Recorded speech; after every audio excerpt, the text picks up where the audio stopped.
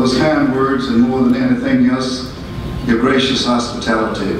But before I get started, I think I must say this. Dr. Baldwin, I think if I did that, any of your coaches did that today in football, we'll probably be locked up for child abuse. Welcome, ladies and gentlemen, of the Buncombe County Schools Foundation, where today you celebrate 30 years. This is your 30th anniversary, where you raise funds to surround our students and teachers with a community of support and empower our students to stay in school and achieve more than anything else in life. And to get off base, I hope all of you have planned to buy a 2014 School Saver card. I read about that. And that card will give each of you a tremendous value for your money. And if I lived here in Asheville, I would probably buy 5. You know, Buncombe County School Foundation, the entire county owes you a debt of gratitude for the work all of you do, where you host programs like today to raise money for our schools, money that otherwise might not be funded by our school boards. And so let's give all of you a big hand this morning.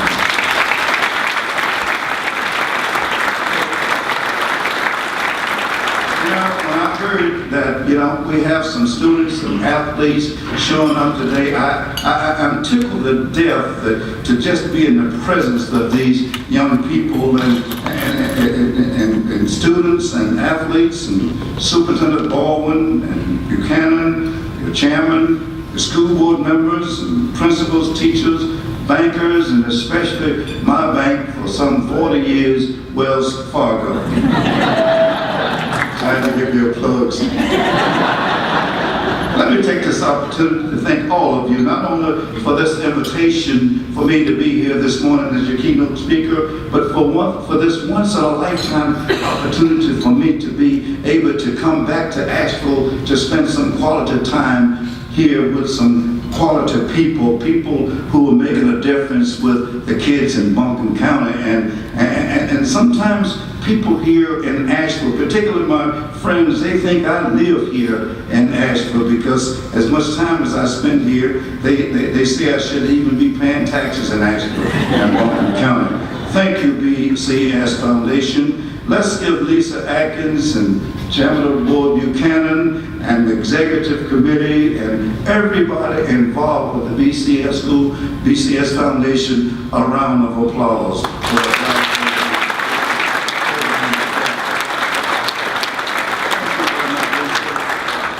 You know, ladies and gentlemen, my father used to wake us all up every morning at 5 a.m., God rest his soul, singing, "Oh, there's nothing any finer than being in Carolina in the morning." Well, you know, ladies and gentlemen, he's right. So good morning and welcome, and especially to the many business and community leaders and donors and sponsors of this program, friends of Buncombe County School Foundation. Did I leave anybody out, Lisa? If I did, it's a mistake of the head and not the heart. My name is Coach Boone, and by now maybe many of you know that I'm from Rocky Mount, North Carolina. And many of you know me as a real inspiration of that blockbuster movie you just saw, Remember the Titans, starring, and he told me to tell you last week, 3-time Academy Award winner. I talked with him the other night, and while I had his attention, I asked him if he would join me here this morning, and you know what he said? He said to tell you that, you know, he and his wife almost bought property for a summer home here in Buncombe County because his wife's home is just down the road in Canton, North Carolina, just around the mountain down there. So they wanted to buy a summer home, and they seriously considered Buncombe County here and the wonderful area of western North Carolina. But he said he was awfully sorry that time would not permit him to be here with us today. and he hopes that you won't be too disappointed with me. His wife, as I said, who is from Canton, said to tell you that you should be glad you got me instead of Denzel anyway. One, I'm cheaper. And two, she said to tell you that you got the only one that's better looking than Denzel anyway. Well, ladies and gentlemen, I don't know about that. She must have been ticked off with him as usual. You know, a moment of seriousness. I am one of 12 children who as a youngster lived in 3 rooms, no running water in Rocky Mount, no heat except one fireplace, and one fireplace for electricity, no electricity.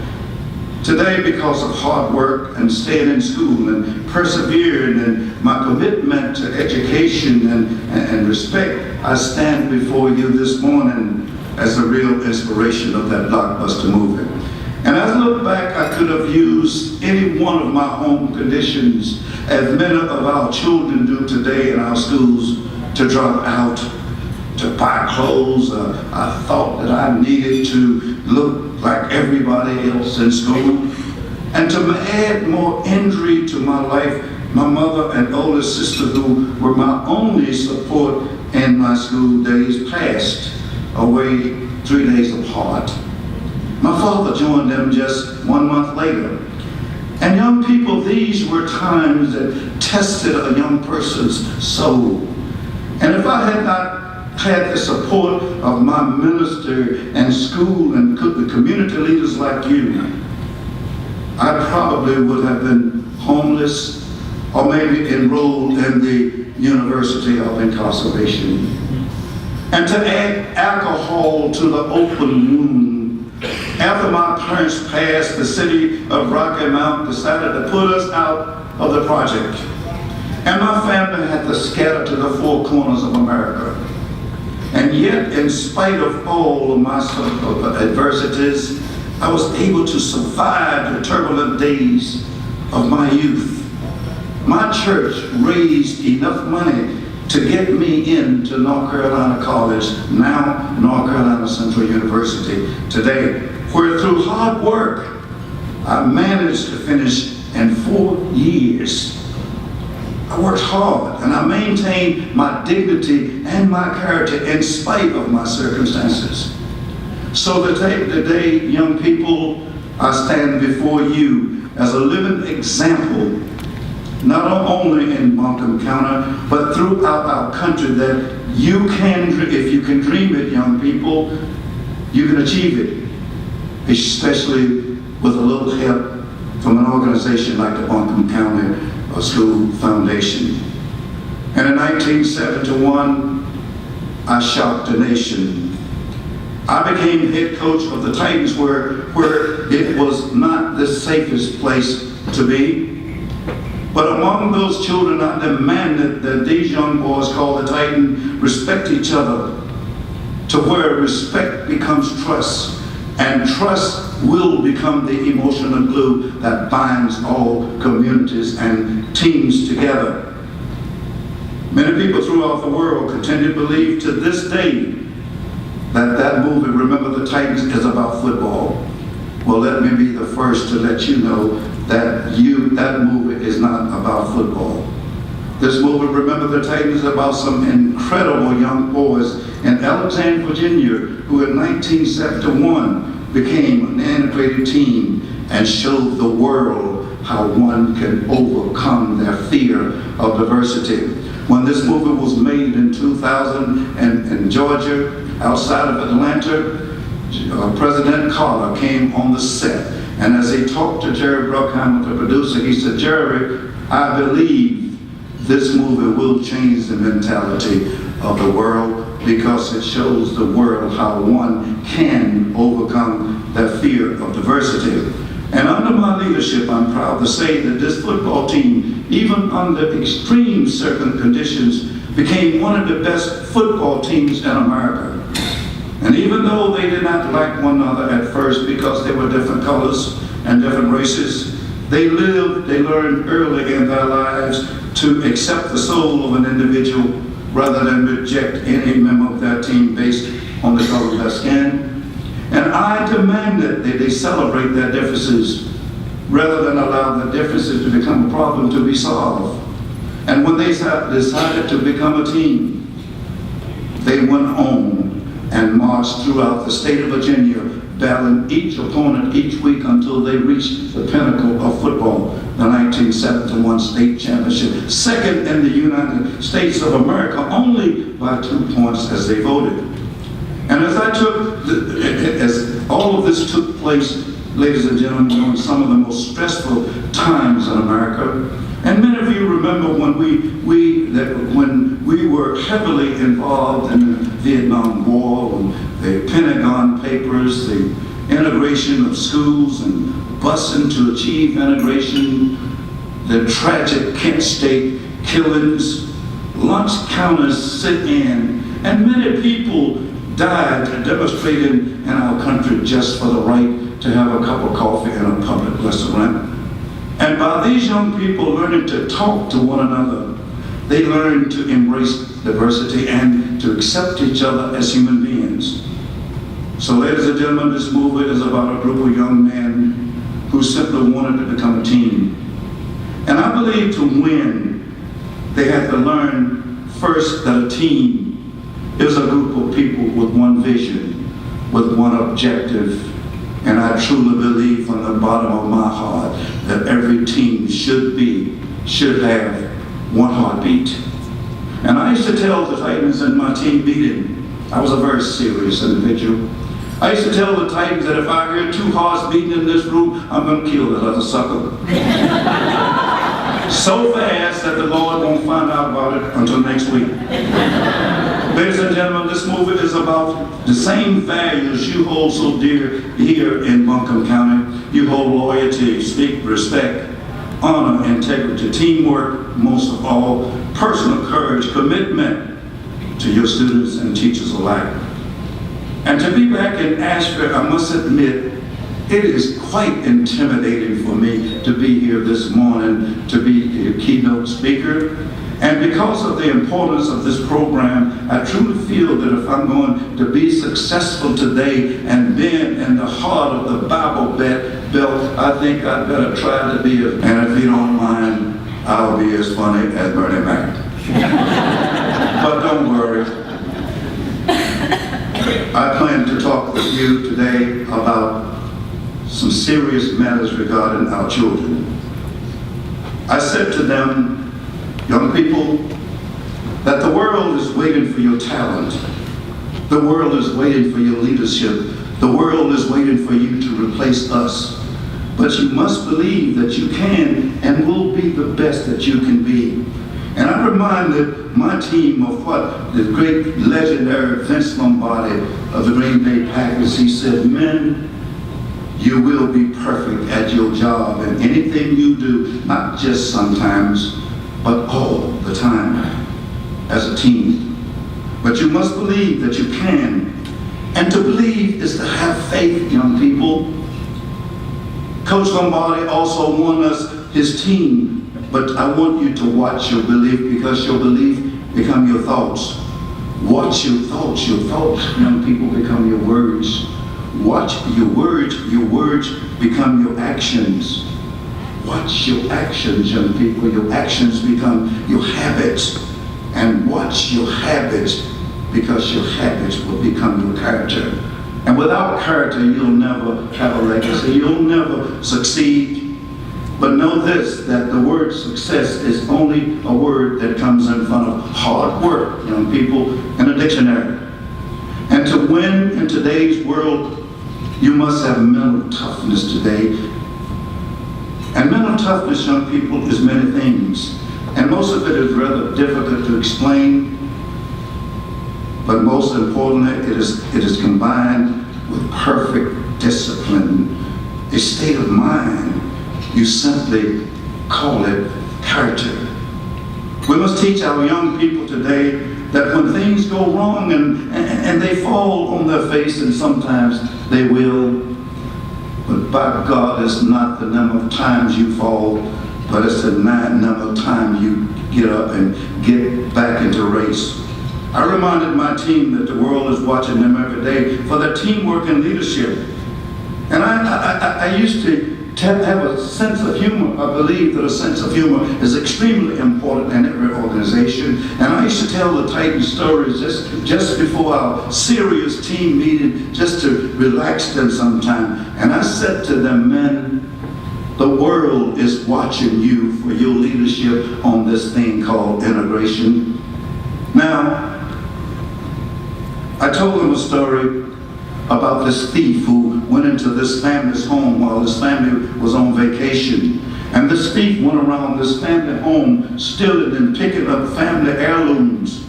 And as this thief walked around picking this, that, and the other up, a voice came across the room and said, "Thief, Jesus is watching you."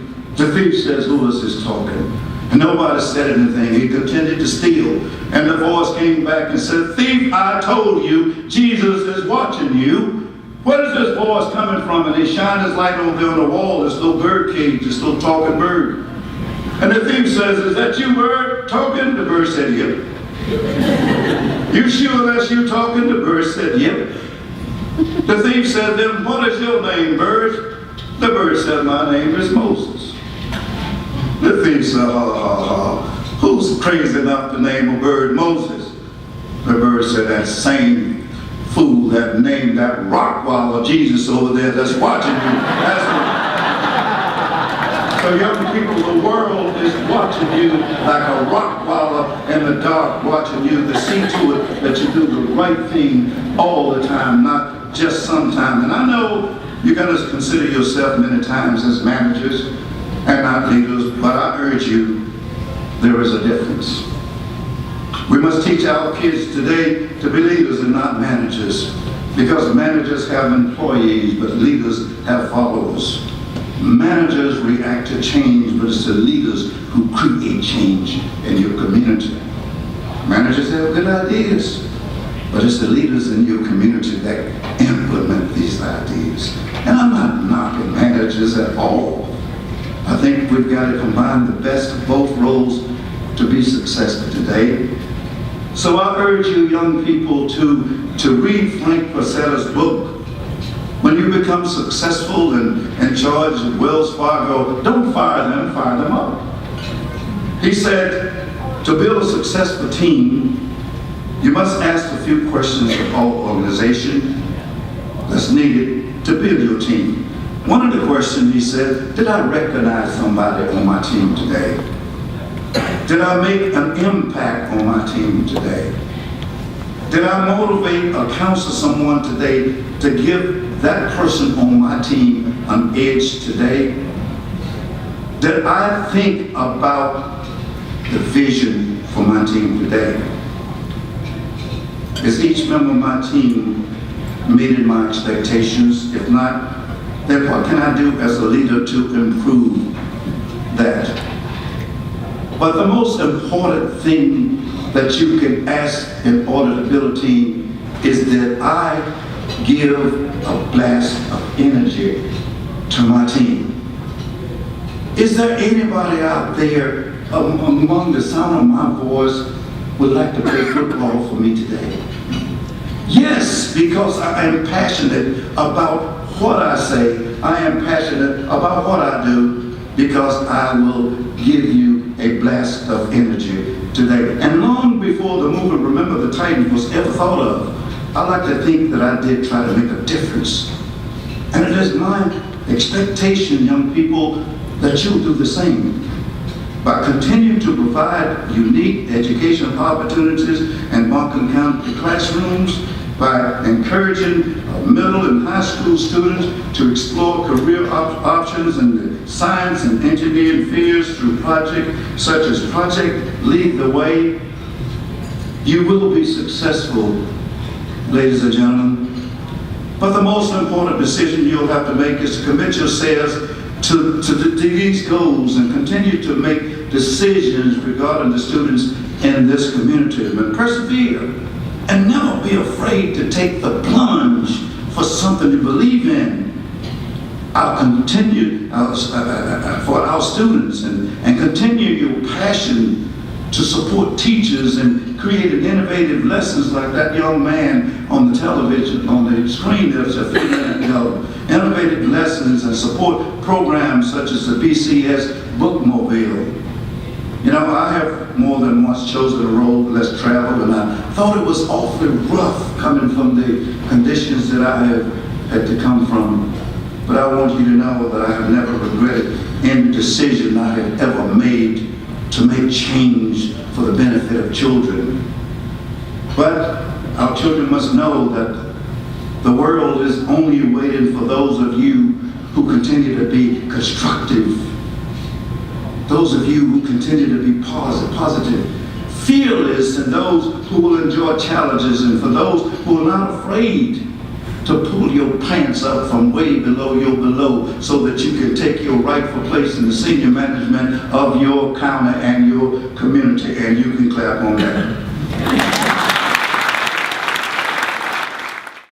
Gentlemen, through your programs, our teachers can continue to motivate our children and to choose, but our teachers must choose to carefully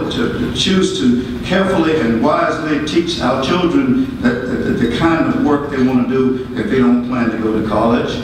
They must choose they must get them to decide. If they decide to go to work, then the challenge for them is to find work not only that they enjoy and to pay them well, but to find a vocation with meaning and one that provides them with enjoyment and that will make a difference in your county.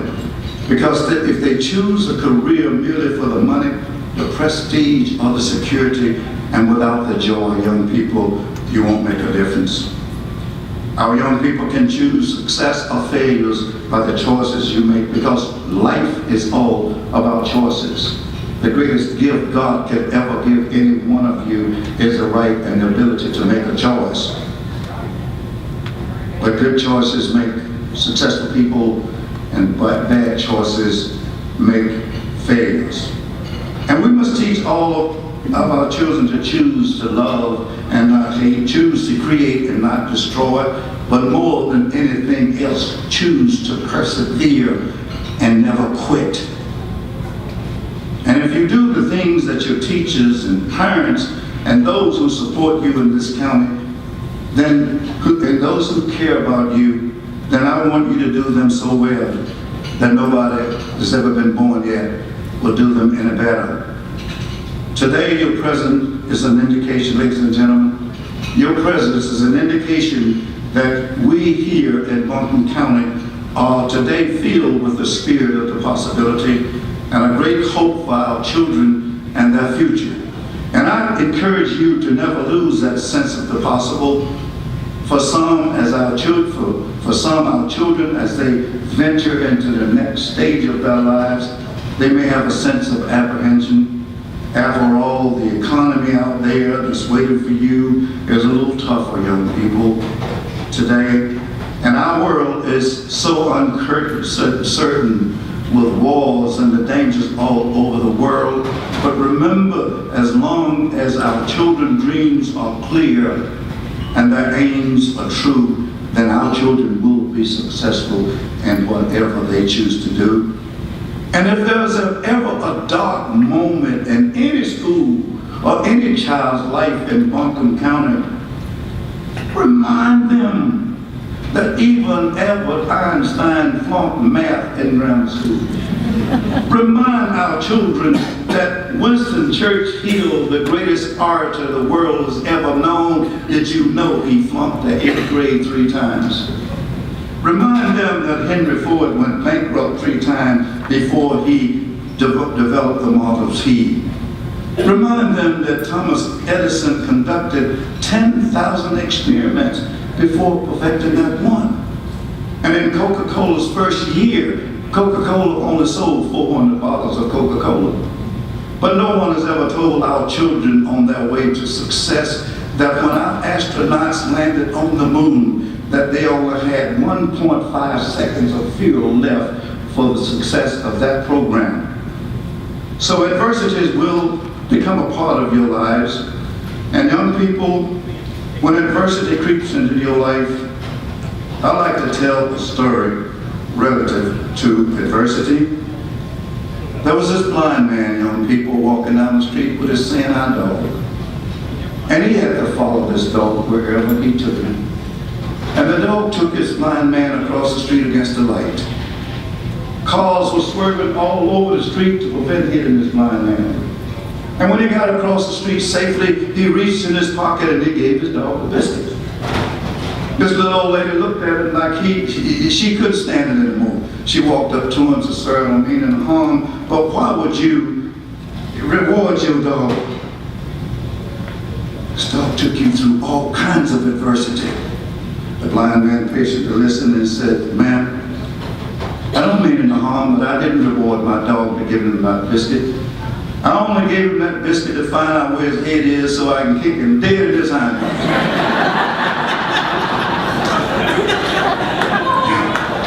Off to his book to taste. And that's exactly what you have to do, young people, when adversity creeps into your lives. Just kick it dead in the hind parts and keep on moving.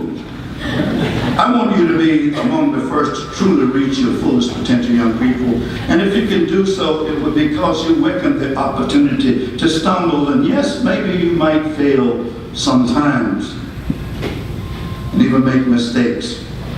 But that's how light bulbs are made. That's how great community leaders like you are made. And that's how moon landings were made by our astronauts. And hopefully someday you will recognize your imperfections as a means to perfection.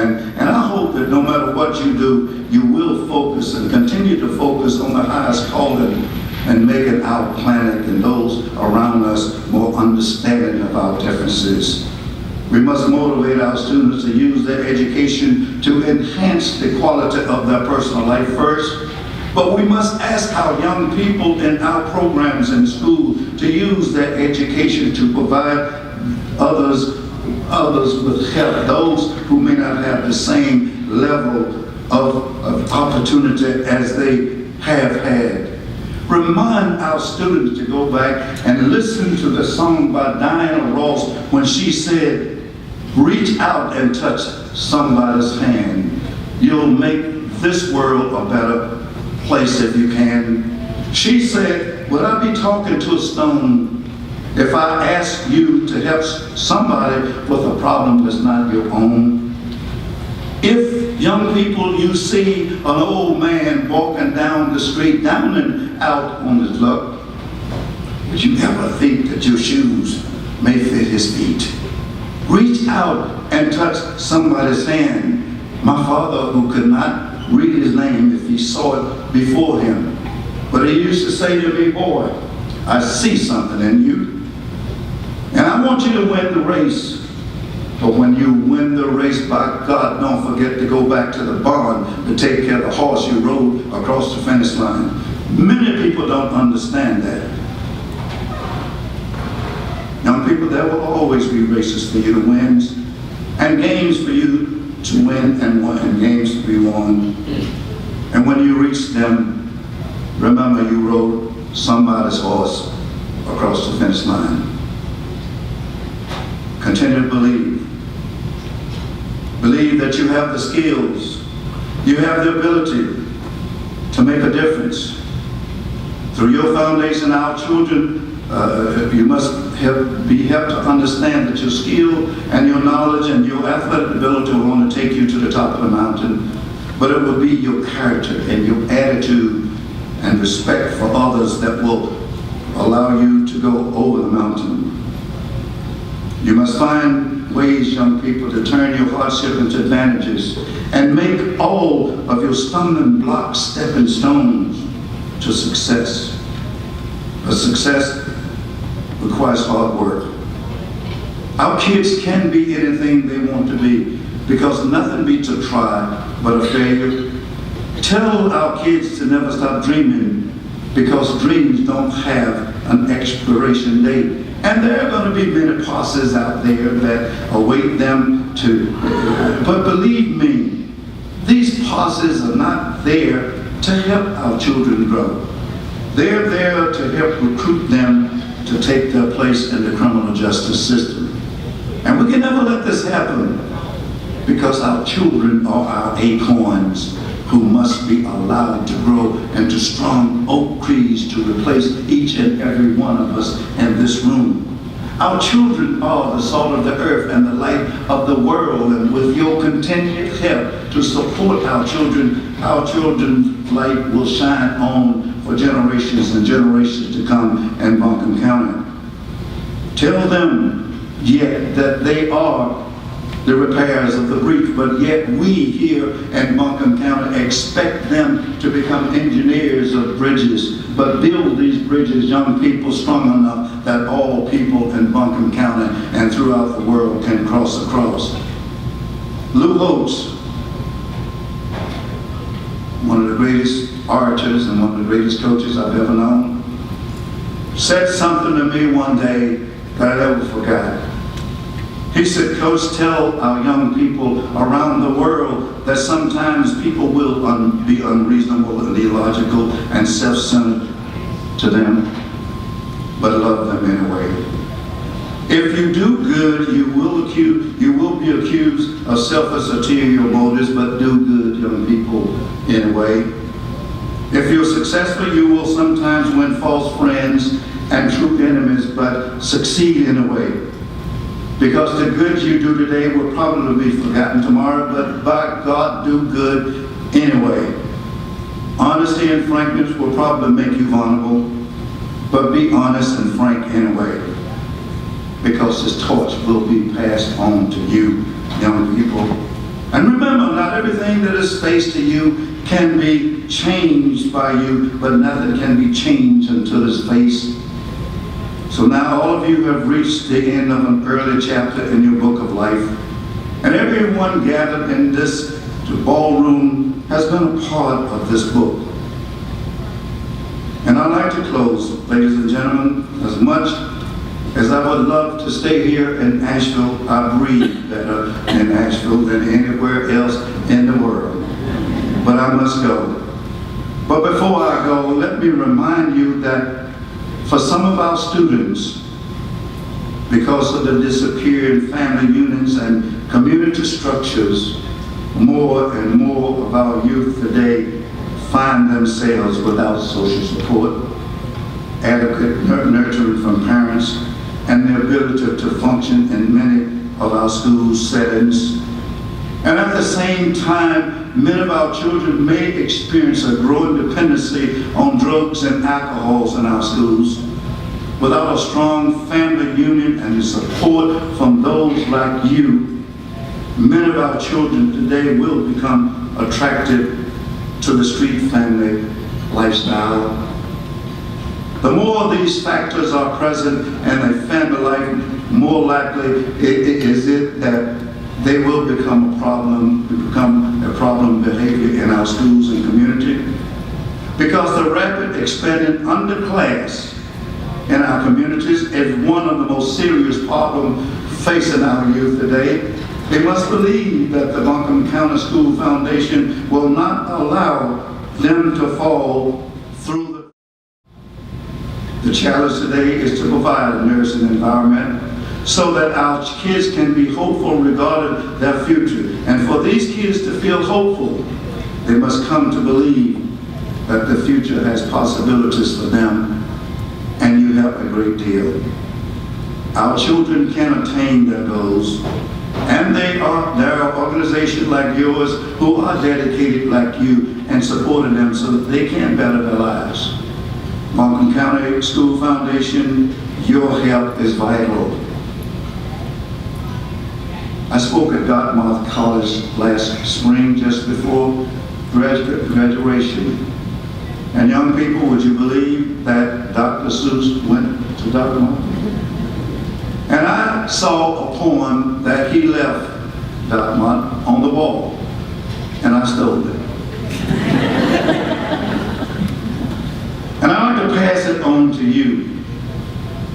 I was fascinated with this poem, and I would like to leave it with you for our children in Buncombe County. He said, "Congratulations, young people, today is your day. You're off to great places, you're off and away. You have brains in your head and you have feet in your shoes. You can stir yourself in any direction you choose. Oh, out there things can happen, and they frequently do, to people as brainy and as footsy as you. Young people, you will come to a place where the streets are not marked. Some windows are lighted, but mostly they are dark. A place you can spring both your elbow and your chin. Do you dare to stay out, or do you dare to come in?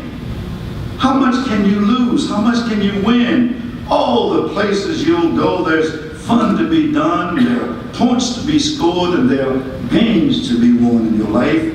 Yes, you'll get mixed up, of course, as you already know. You'll get mixed up with many strange old birds as you go. So be sure you step with care and great tact. And remember, young people, life is just a great balancing act. Just never forget to be dexterous and deft, and never mix up your right foot with your left. And will you succeed? Yes, indeed. 98.75% guaranteed. So young people, you're off to great places.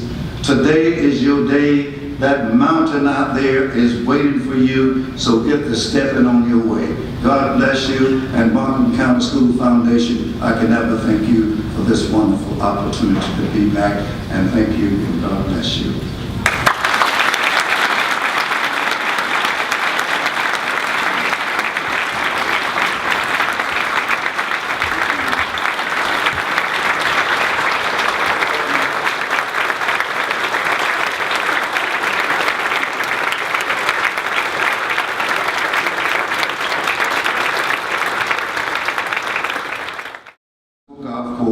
Every single year in July, and I'm called upon to speak to the Buncombe County Youth Golf Association. I'm called upon to speak to the Asheville High School Cougars, but I've never been called on to speak out in the county, so let's make a change in that when I come back. So I come back for the last 30 years in Asheville to play the golf tournament and see if I can offer some service to maybe a child or two who's lost their way.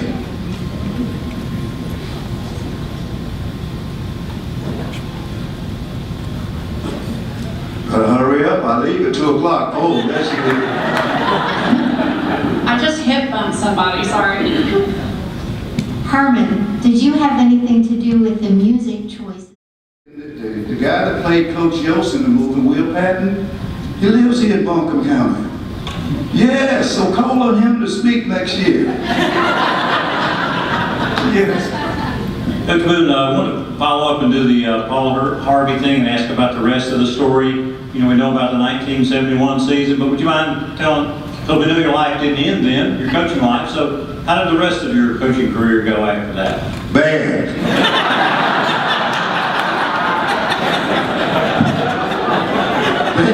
They were determined that I wasn't going to win another one. But I left up in '83 and won another one. But I had a wonderful time coaching. But you must know that I had a very successful career here in North Carolina.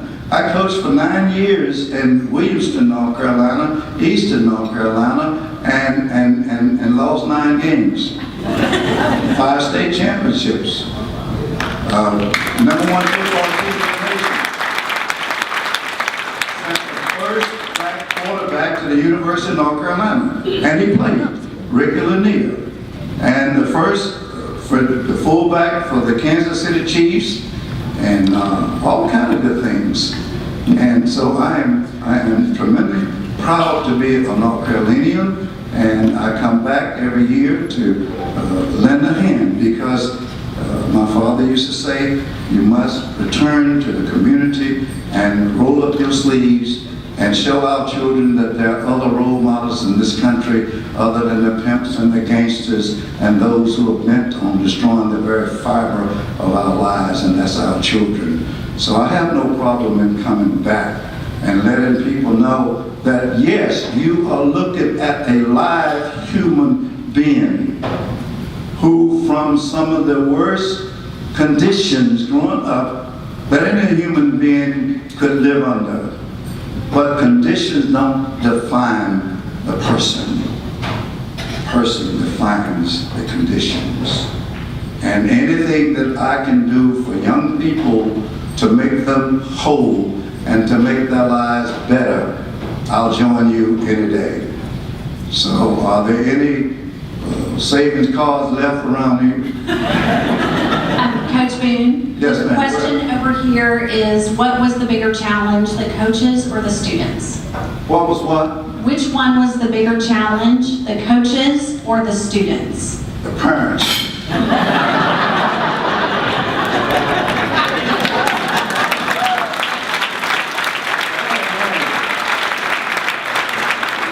And obviously, you know, we had many parents who were all Americans in college, and some even tried out for the professional football team. And, you know, I told the President of the United States of America, I am the coach of this team. He said, "Sir, why don't you let my son call all his own plays?" I said, "President Ford, let me tell you one thing right now. It took me 22 years to learn this offense. I ain't about to turn it over to no 14-year-old child." He looked at me like, man, he's crazy. But he invited me to the White House and he cooked me some pancakes and stuff in the kitchen of the White House. He did cook his own breakfast. Sheriff Ford, dynamite human being. I coached both of his sons, Jack and Steve. So parents are the greatest challenge because they knew more than you did. At least they tried to impress them. They knew more than you did. Every night I get home, my telephone would ring up at 12 o'clock at night. You know, why don't you run this? Why don't you run this? Well, I got 6 football plays, sir. And that's what I'm going to run. I'm not going to run anything else. If you got more than 6 football plays, you don't have a philosophy. You got a book of plays. Every coach has a book of plays that's thick. You only use about 5 or 6 in a game anyway. So just have 6 that you believe in. And to believe is to have success. Next question.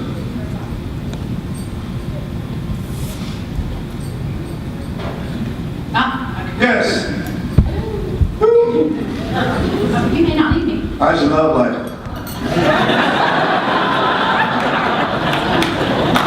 Gotta have a sense of humor. Coach Boone, I just wanted to share my respect for you. And I am a Titan fanatic, I gotta say. Oh, terrific. I'm an elementary school counselor, and every year in January, around Martin Luther King Day, I start showing my 4th graders Remember the Titans. Terrific. And they love it, and they just can't get enough of it. Terrific. But my question for you is this. We know one of the things you probably taught your boys, your players. Is there anything they taught you? I didn't understand much. Is there anything they call me? No, they taught you. They taught you. Because you taught them. Oh, yeah. Yes, they taught me many things. One thing they taught me is to shut up and listen. And I'll give you a typical example. You saw in the movie at the end of the game where we were behind with 1 minute and 5 seconds to go. We were on our 20-yard line.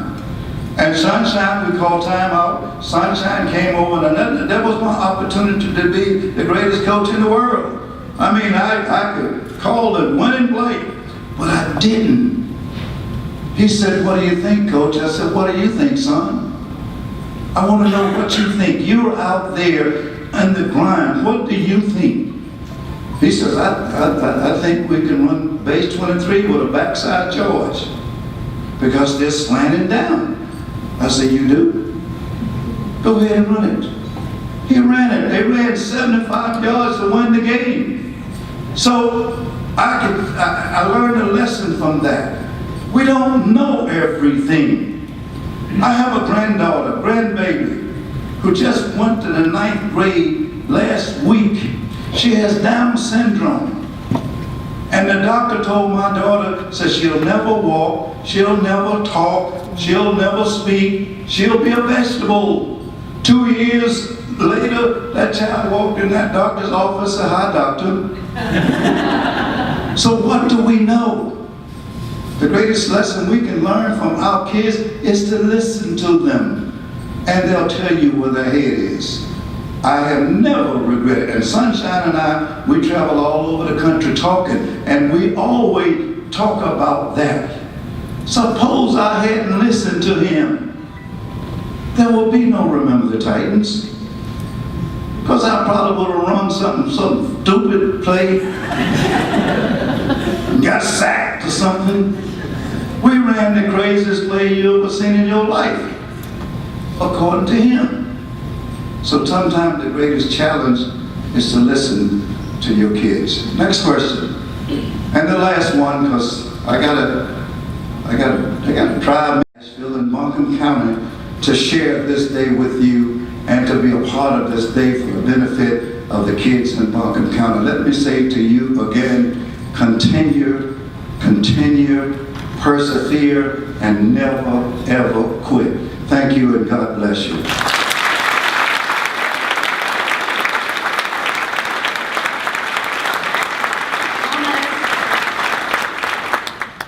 So, thank you. My pleasure. Thank you. And I am so grateful you're here. This is a very small token of our gratitude, something I tried to pick out that would fit in your luggage to go home, and something I think your wife might like more than you. Hey, let's give Lisa and the staff and everybody another big hand. Thank you. And that concludes our day.